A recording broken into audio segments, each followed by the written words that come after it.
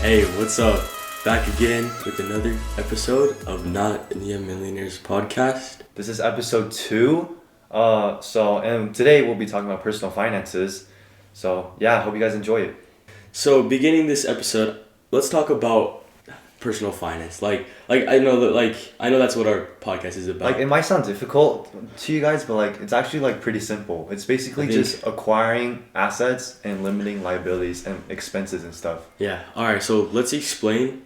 Before we jump in, let's explain to our audience what the difference is between assets and liabilities. Okay, so basically it's really simple. Assets make you money. Liabilities lose you money. So assets are like houses, like money printing machine, you could say that. Or if someone owns a vending machine, that could be their asset, which is making them money. Liabilities could be things like bank loans, like things that would cost you money. Like kids are also a liability. So, but yeah. Yeah, I think I definitely agree with that. But yeah, because we spend a lot of money. That's facts, dude.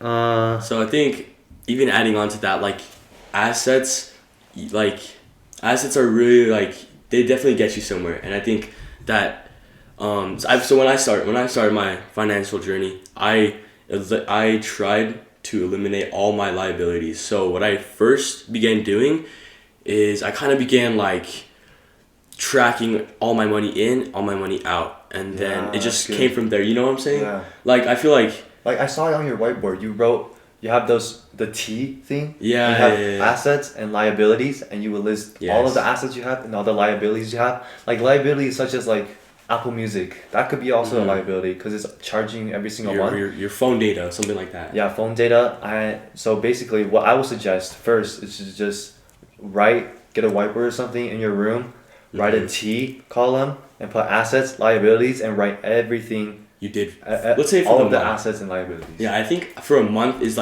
good. Is a good 1 month. start. Just once a month. A month. Even make a Google spreadsheets or something simple. Yeah. You have something to say? Yeah. So I think the main thing about assets and liabilities is that's what if you look at rich people like Warren Buffett, for example, they'll have the highest number of assets and the lowest number of liabilities. You'll never see Warren Buffett or those rich investors or personal finance people with tons of liabilities. They'll always have the lowest liabilities of anyone because that's how they make their money, is by having the least amount of money coming out of their bank account and out of their wealth. Oh yeah, also something on Warren Buffett, exploring more into Warren Buffett. I read about this is something he said. He talks about the wealth trap is what he calls it. How when they make more money, they spend more money.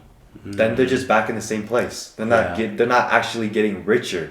It makes sense. Yeah. So basically, if I make more money and I just spend more money, if I spend more money, then I basically have the same amount of money. So what he's saying is I don't fall into the wealth trap, and even when basically be frugal with it. Even if you make more money, don't feel like you are obligated to spend more money.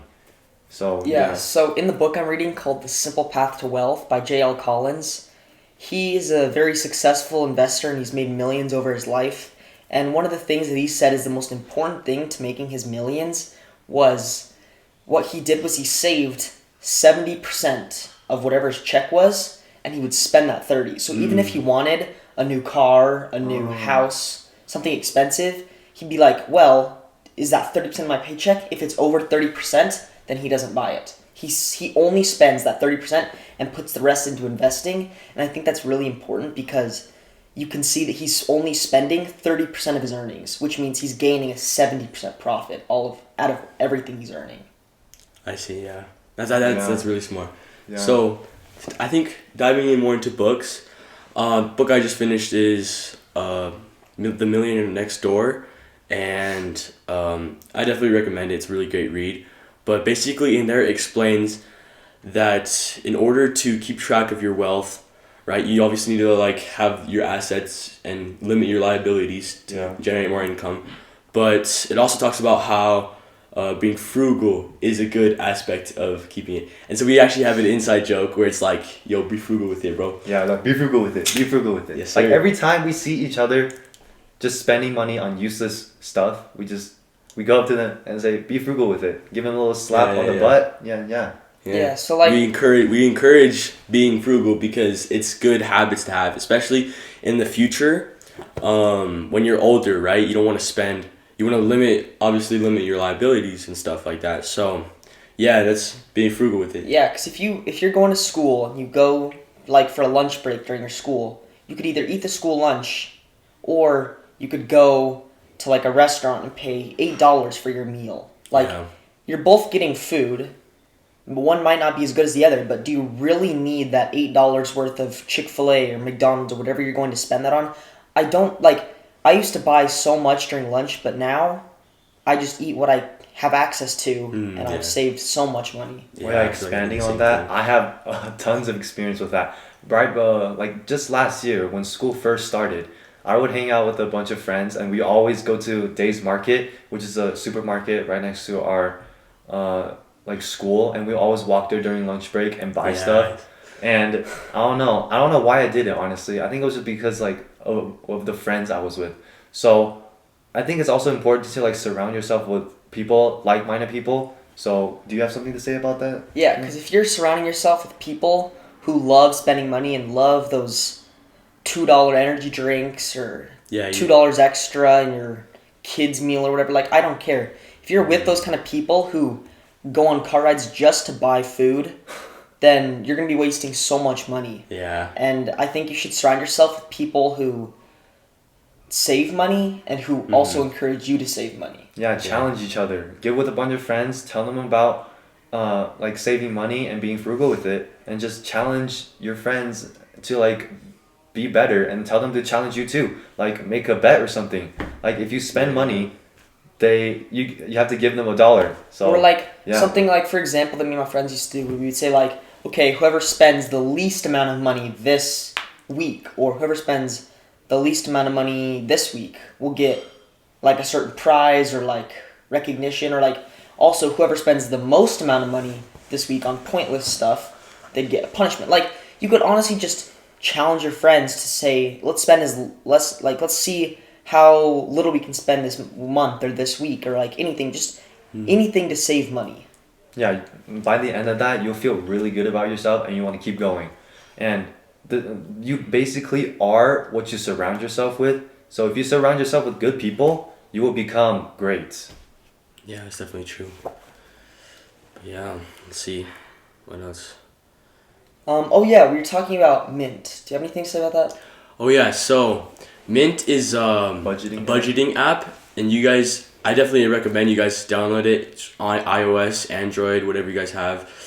Basically, it tracks all of your money going in and going out, and I think I started using Mint like a couple months ago, and it definitely I definitely see a big change. Like once you actually see what you spend your money on, you'll be like, oh, maybe I shouldn't have spent money on that. So it also categorizes things in like travel, like what you spend on travel, what you spend on food, what you spend on like other like clothes, and like accessories. So I think like having categorized that, you can see what you can minimalize to like be like what we said, be frugal with it. So does it track your assets and liabilities? I don't think so. So it technically does. It doesn't track. So it doesn't track liabilities. Yeah. Wait, actually, it does track. It tracks assets. It tracks assets. I know that much. So what I have is you can connect your accounts. So I connected investment accounts like Schwab, Charles Schwab, Vanguard, whatever. And I think it can also track your bills too, because it tracks my subscriptions, which I really Yeah. Because I know I definitely had a hard time with subscriptions. Like, I remember I could never like track my subscriptions. I'd be paying like $20 a month for something I didn't even know. What? So my money's just disappearing. Yeah, because if you sign on to these accounts and you're like, okay, let me do this 1 week trial, then like after that 1 week you forget to cancel, and then it's charging you like $25 a month for something that you've never ever used. Yeah, every time I see a free trial, I just don't even. I just go do something else because I hate the free trials because I forget. Because I feel like definitely like because that's like a pure form of a liability in my eyes, at least, because like it's charging me every month, so it's like constant money going out of your pocket. Yeah. It's like the opposite of passive income, which I don't like. So that's why I really like to limit outcome. Yeah, passive outcome, exactly. That's why I really like to limit my subscriptions. Yeah. And Well, unless the subscription like benefits you in some way. Because I feel like me and Reagan. Honestly, I cannot live without music. I listen to music 24/7 at school. I don't know. Yeah. Maybe it's bad, but it's good for me. One funny experience. Me and Reagan, we set up like a drop shipping business, and so we had to pay for the subscription, and 2 months into it, we were setting up a store. Like it's like a constant subscription for Shopify. I think it's like $30 a month or something. And I was paying it out of my pocket. Yeah, because me and him were paying at first, but then we weren't getting anything. Like we weren't getting anymore. So I told him to cancel it, but he was like, nah. And then he forgot about it or something. I was like, no, I'm not doing this anymore. So I ended up forgetting about it. Didn't you pay how much? 4 months later, I remember I had a subscription. So I checked on my Mint app, and I saw that I spent like $100 on something useless. I was like, not useless, but I was like, bro, what did I spend it on? I checked in the app, and it showed me literally everything. It showed me all the transactions going out to Shopify. I was like, crazy. But I really liked your idea of the T on your whiteboard where it showed your money coming in and your money going out. I think that's really important for the people to understand that it's super really helpful to understand what you're spending money on, which is why I think the Mint app is so great. Because you might not unconsciously, but you might buy a drink at the store or a gas station every time you go, and you might not think much of it. $2. Yeah. So what? It's $2. I can find that anywhere. But then if you get that once a day, every day you go to work or every day you go to school, by the end of the year, the end of the month, you're spending it's like $300. hundreds of dollars. $730. So if you buy a $2 drink every day of the school year, then you're spending around $700 just for a little soda. So not the school year, if you do it the entire year. Yeah, but for people who work and go buy a McDonald's shake or a drink or even drink. a coffee. Yeah, for sure. Yeah, so I feel I get what you're saying. Yeah, because you know how I feel like a lot of those they get their morning coffee or whatever, get ready for the day. Yeah. But I feel like if you save that money, that $2.30 or whatever it is, and just invest it, I feel like investing it is your best option because eventually at the end of the year, you'll have $700 invested in stocks. Yeah, because crypto, whatever. Because for work doesn't have the same schedule as the school year. School year is 180 days. But work is 360 days of the year. Mm-hmm. Yeah. 364 days of the year. So if you're buying that $2, $2.30 coffee every single day, it doesn't matter. But by the end of the year, if you invested $720, that's a lot. That's way more than you think it is. Yeah. That's for sure. Another point when you said writing stuff down. Yeah. For people, for some people, I know it's really hard for them to, I don't know, check an app maybe. So maybe if you could just get a notebook or something and just write down, because maybe writing stuff helps people memorize. I know that helps me. So I need to start doing this honestly, but I used to, before I stopped doing it, because I thought it was kind of tedious, I would get a notebook, and every time I spent money, I would write it down. So, because writing it down solidifies it in my brain. Yeah. And if I write it down and I see, I just spent $4 on soda. Mm-hmm. I write it down, and then it becomes a reality to me. Yeah, because if you... No way! I just spent $4. Yeah, because after you go to the store and you go home and write it down, you spent $4. So you write down, you're hold up, 5 minutes ago I just spent $4 on this little can of soda. Yeah. Was that really worth it? That was 2 minutes ago, and I'm already regretting my decision. So I think what you're saying, that actually might be a really good idea because it could help people to get the bigger picture of what they're spending. Because at the end of the month, you can go through and add that up, and you can be like, wow, I spent $800 on food this month. And it's again, I was saying about the morning coffee, that could be easily invested. $800 in investing, that's a lot of money. Mm-hmm. And so I think what you're saying is really good. Yeah, so to add on that, I feel so I'll challenge you guys to, at the end of every month, track everything that you spent and for assets and for liabilities, and track everything that you kind of save, and you'll get a big realization of how much you actually spend. Because the first month I did that, I remember I spent like, $800, $500 on shoes, $300 on like clothes or something. Like it was bad. Like Oh man. it was really bad. Like when it got to that point, I was like, I was done. I was like, yeah, man, I have to track this more. Like I have to. And so wait, let's kind of talk about like wants and needs. Let's talk about wants and needs. Okay, yeah. Because like every time you buy something, the really simple way to just ask yourself, should I buy it? Is like wants and needs. Like, do I need this or do I just want it? Like, that's how you definitely tell if you're obtaining a liability. Yeah, like it can be in the middle. Like for example, Reagan's music, right? It's not necessarily a need, but it's more than a want per se. You use it like every single day of your life. I've never seen you without you haven't been listening to music. Like it's not necessarily like a need for you to survive, but it's also you like need it if I function. Like if I lead it, like if I use it every single minute, then it will be worth it. Yeah, it'd be considered a need. Even though it's not necessarily a need, we could still put that in the need category because it's more than just a simple want, like a coffee would be. It's like something that you rely on. And like something like that would be a want would be like, I don't know, Netflix. If you don't watch it, then it wouldn't be worth it. Like if you just bought Netflix, I don't know, because your friends got it, and to watch one show, I don't know. I don't think that's worth it to me. Yeah, that's necessarily like a want. Like for a want, you'd be like, because like I used to go get. Yeah, go ahead. So even for like a want, I feel like a car is a person's big purchase. Like you know what I'm saying? Because like when they look at like these amazing people, rich people have like sports cars and stuff. They're like, man, I want to get like a cool car, just to show off to my friends.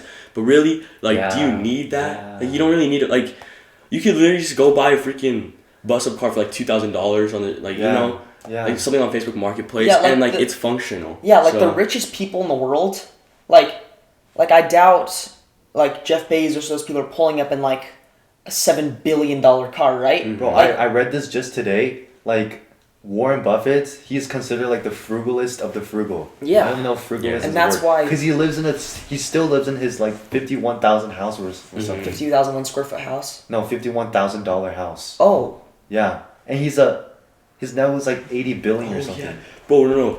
Because I know that Elon Musk, you know how he sold off a bunch of his property or whatever? And he I know because I read an article, he was living at the testing site for SpaceX. And like he was like living right off of it. And so like he just had like a motorhome that didn't cost much, or a little house that didn't cost much. Yeah. But like, so things like that, you kind of just like, cut down what you don't need because in the end, all that money saved is money invested. Yeah, like for the richest people, like an $80,000 car, which is like still a nice car for the regular person. Yeah. But like it's not a lot for them, which like I understand, because like there's some people who, if they make $1 billion, right, they're gonna instantly go and buy a $7 million Bugatti or some don't worry crazy too thing. much about what other people thinks of you. Yeah, like if you have that much money, I think people will respect you more if you buy like an everyday, like maybe like 80,000. Like it's more than the average, but it's not some crazy number. Like people will respect that because you're frugal and you understand that saving money is more important than showing off your money. Yeah, because I feel like as a teenager, you definitely feel like you need to like spend your money to show it off. Yeah, like for people who go to school with like $5,000 like Travis Scott shirts or stuff like that. Like shoes and stuff. Yeah, I feel like shoes is like I used to make that mistake. I used to only worry about having the nicest, coolest shoes. Like But it doesn't matter. Like if you're saving more than other people, you don't care what people think about what color shoes you're wearing. Like it just doesn't matter that much. Yeah, and also it's also really important to like keep I don't know how to say it. I guess it's kind of like a safe fund. Like a saving, like an emergency fund. Emergency fund. There you go. Emergency fund. This, also, Warren Buffett talks about this. I say a lot of things about Warren Buffett because I love him. He's just an amazingly smart guy. But just create an emergency fund because uncertain things happen all the time. Like this COVID thing, no one saw it coming. Yeah. And also, I don't know, Russia attacking Ukraine, like out of the blue. Yeah, that actually. Like uncertain things happen all the time, so we just need to prepare for that. Yeah. So just have like $500 or $1,000 saved in an emergency fund for crazy things that happen, like falling off a bike, getting into a car accident. Yeah, so that actually relates like 100% to my book I'm reading, The Simple Path to Wealth, as I mentioned already, by J.L. Collins. And he has an entire 6 chapters dedicated to this. And he calls it FU money. Because in his job, so his whole life he's been putting $100 a month or $500 a month into his his FU money account, which is where so what he did was he hated his job, right? His boss didn't give him respectable hours, didn't give him good pay, and he couldn't deal with it. And his wife had just got stage 4 cancer, and he had to go home to help her. So he literally said F you to his boss and didn't work for 3 years. And because of that money he saved, he could support his five-person family with his money that he's been saving up over the years, just so that he could say F you to that one person that he's wanted to. That is crazy. And he had 3 years off of his job, no job, neither did his wife, just so he could stay home and help his wife with her cancer. And because of the money he saved in his emergency account, he easily supported his 5-person family for 3 full years. That is good. Definitely. And also, there's one book that I think you should all read to start off your, I don't know, investing business journey. It's called Rich Dad Poor Dad. Yeah. Yes. Me and you have read it, I think. Have you read it? No, but I've watched hundreds of YouTube videos of beginners, what to do if you're just entering the business market. Yeah, I've watched hundreds. They every all single talk about it. single YouTube video I've ever watched Talks about Rich Dad Poor says read Rich Dad Poor Dad. I think we're gonna all read it and then do a review on the book and Yeah. just talk about the book. We'll tell you guys how it is. Yeah. We can kind of summarize it for you guys, obviously tell us some points, but obviously don't just listen to don't take our word for it. Go read it for yourself. Yeah, it'll benefit you guys a lot, no matter how much you guys think it might not. Because I feel like when I read Rich Dad Poor Dad, it opened up my eyes a lot, and I saw everything I don't know. I just really enjoyed the book. It just gives you a new perspective on things. On especially the financial part, money. Yeah. So I'm gonna read it after I finish my book first, but I think that I think one of the most beneficial things you guys can do to start your personal financial journeys. I've also watched tons of videos about this, but every single video says if you have $200 at the start, invest in yourself, invest in books, learning, investing in yourself. If you're just starting on your business journey, don't spend $500 on this stock, that stock, or this asset, that asset. Yeah, you have to know what you're doing. You have to know what you're doing first. So spend that $500, $300, $200, whatever amount of money you're starting out with. Buy a book, buy multiple books, buy lessons. There's so many things that you can buy that you need to buy before you start your financial journeys. You need to buy books to learn, books to teach. You need to know what you're doing. Yeah, investing in yourself. I definitely agree there. Because there's many things you can do just to invest. For school, let's say you're investing your time to get knowledge out of it. Yeah, and useless. Definitely. But I think for you, you invest your time to learn investing, and that'll definitely benefit you in the future. What is it you do? The growth investing part. I'm trying to figure out the investing method that Warren Buffett uses, which is investing quality, low-priced businesses. Okay. Yeah, but the things you could invest your time in, invest your money obviously into a stock or whatever. Yeah. So yeah. Also, one more thing that Warren Buffett said, Warren Buffett again, obviously, it's that there are two rules that he has when it comes to life, personal finances, and also investing. The first rule is to not lose money, and the second rule is to never forget the first rule. Yeah. I actually just last night watched that exact video where it talked about that. Yeah. And that don't lose money and never forget the first rule. Yeah, that is what he said. He said without investing, without any of that, he still would have made his money just by having that rule. Whether it's life, investing, markets, no matter what it is, as long as you're losing as little money as possible. Basically what we were talking about first when he was talking about assets and liabilities. When he said never lose money, that's basically what I was talking about earlier when saying have the lowest amount of liabilities and highest amount of assets. That's why Warren Buffett and those rich millionaires, billionaires have such low liabilities is to follow the 2 rules. Yeah, and like he uses this example, like basically, if you focus on not losing money, and if you lose like 50% of your money, right, you have to remake that 50%. So, and it just takes more time, and time is money, so. Yeah, so basically he's saying you can't, like,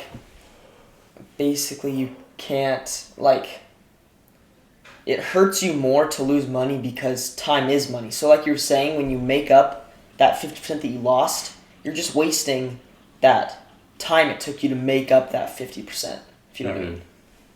Yeah, so I feel like back onto those wants and needs, like I definitely think that there is a gray area between it, because determining like a want and a need, like what Reagan said, his Apple Music, like it can be determined as a want and a need, like depending on the way you look at it. But like even like you kind of just like I don't really know how to explain it, but like definitely I think what I think you're saying is like I think as long as you use it like every day, constantly, if it's like worth it. Yeah, like a shirt, for example. Let's say you wear this shirt every single day. That's a want. Yeah. That was a want because you bought the shirt. But if it's your only shirt, that makes it a need because you need that shirt. Well, also another way to look at it is a need. Like let's say the shirt example, right? Yeah. You obviously need a shirt, right? Yeah. But a want would be like Travis Scott's shirt, like exactly. costume. You just buy a simple shirt, or we just wear wife beaters. Yeah. Yeah. Facts, bro.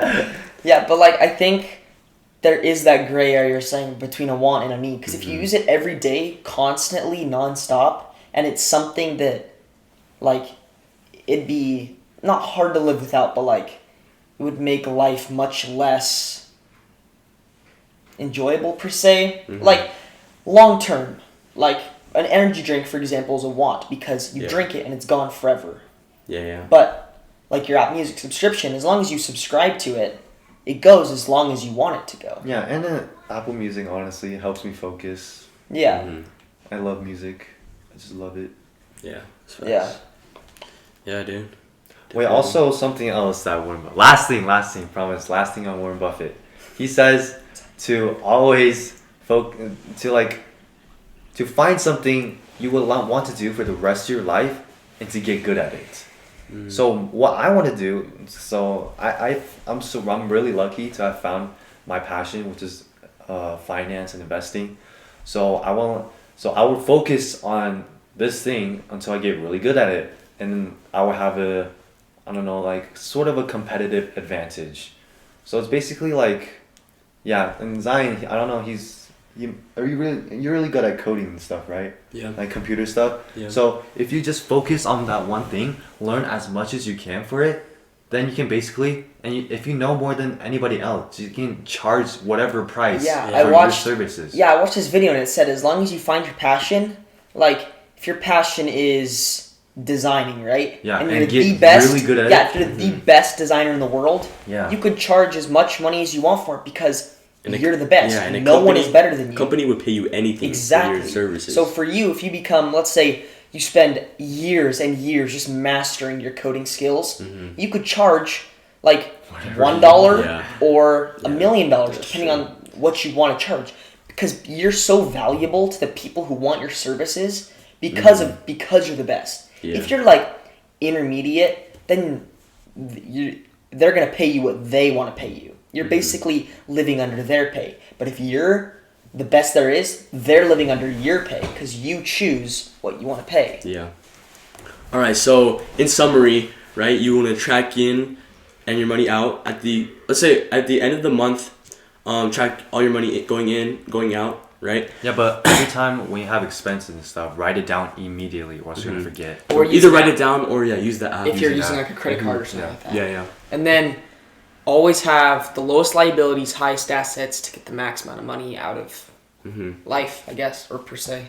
Yeah, and surround yourself with like-minded friends, and have them challenge you or you challenge them. Just people to help you make the most money and save and as money as also, possible. always remember the 2 rules. Don't lose money, and never forget the first rule. Also, be frugal with it. Create a emergency fund. Yeah. And Emergency fund. Yeah. So if you've made it this far, we'd like to thank you. Go follow our social medias down in the description down below. Video ideas, you can comment down below. Remember, new videos every Sunday. And yeah, Stay frugal with it. Yeah, stay frugal with it. See you guys next time. Have a great guys. weekend. That's a wrap.